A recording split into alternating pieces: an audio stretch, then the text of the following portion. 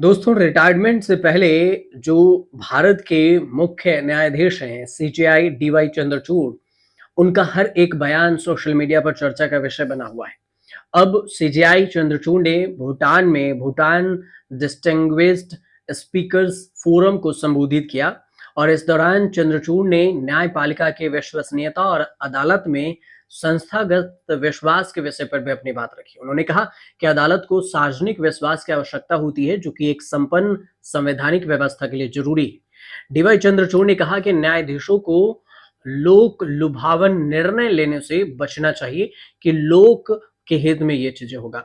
अदालत के साथ रोजमर्रा की बातचीत में जनता का विश्वास पनपता है, न कि केवल न्याय निर्णय, बल्कि उन तक पहुंचने वाले रास्ते भी पारदर्शी होने चाहिए। कानूनी शिक्षा के साथ साथ उसके बिना सभी के लिए रास्ते योग्य होनी चाहिए और सभी को समायोजित करके पर्याप्त जगह होनी चाहिए। तभी आप फैसला ले पाएंगे। मुख्य न्यायाधीश जो हैं डीवाई चंद्रचूड़, उन्होंने ये भी कहा कि संस्थागत विश्वास व्यक्तियों के अनुभव से निर्धारित होता है। किसी भी संस्था पर उसका अनुभव है, इससे निर्धारित होगा।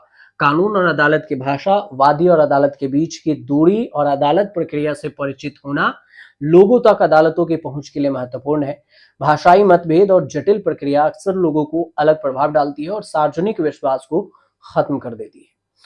सीजेआई ने यह भी कहा कि अपने नागरिकों के दैनिक जीवन की समस्याओं से निपटते हैं, इसलिए उनका भरोसा रखना हमारे काम के लिए महत्वपूर्ण है। लोगों को भरोसा में रखना चाहिए। उस भरोसे का निर्वहन करने के लिए हमें उनके स्थान पर कदम रखना होगा और उनकी वास्तविकताओं को समझना होगा और उनके अस्तित्व के अंदर का समाधान ढूंढना होगा। भारतीय सुप्रीम कोर्ट को लोगों की अदालत होने पर गर्व भी है।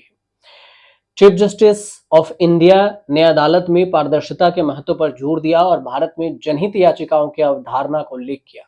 उन्होंने भूटान में अदालतों में प्रत्यक्ष और वर्चुअल तरीके से सुनवाई का भी जिक्र किया और कहा कि कोविड-19 के समय लॉकडाउन से निपटने के लिए यह व्यवस्था लागू की गई थी और अब यह भारतीय अदालतों की एक विशेषता बन गई है कि हम वर्चुअली भी कानूनी तौर पर सुप्रीम कोर्ट की सुनवाई करते हैं। आपको ये भी बता दें कि कोर्ट पर कई मौकों पर तानाशाही का आरोप भी लग चुका है और ऐसे तंज खासकर सुप्रीम कोर्ट पर बार-बार उछाला गया।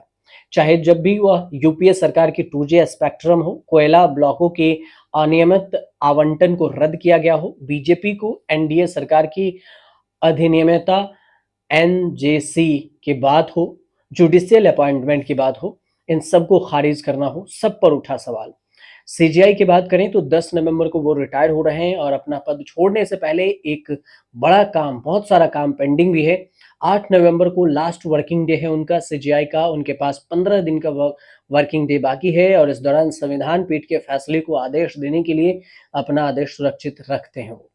चंद्रचूड़ 10 नवंबर 2024 को अपने पद से रिटायर होंगे और भारत के 50वें मुख्य न्यायाधीश डीवाई चंद्रचूड़ ने 9 नवंबर 2022 को कुर्सी संभाली थी। उनका कार्यकाल 2 साल का है और सीजीआई डीवाई चंद्रचूड़ के बाद जस्टिस संजीव खन्ना सीनियरिटी के लिस्ट में दूसरे नंबर पर हैं और वहीं अगले चीफ जस्टिस ऑफ इंडिया वही बनेंगे संजीव खन्ना। अब सीनियरिटी के लिस्ट के अनुसार से ये बात अभी तक फिलहाल तय है।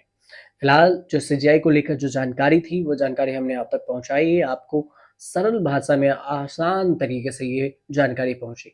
अगर आपको जानकारी अच्छी लगी हो तो चैनल को सब्सक्राइब जरूर कर लीजिएगा।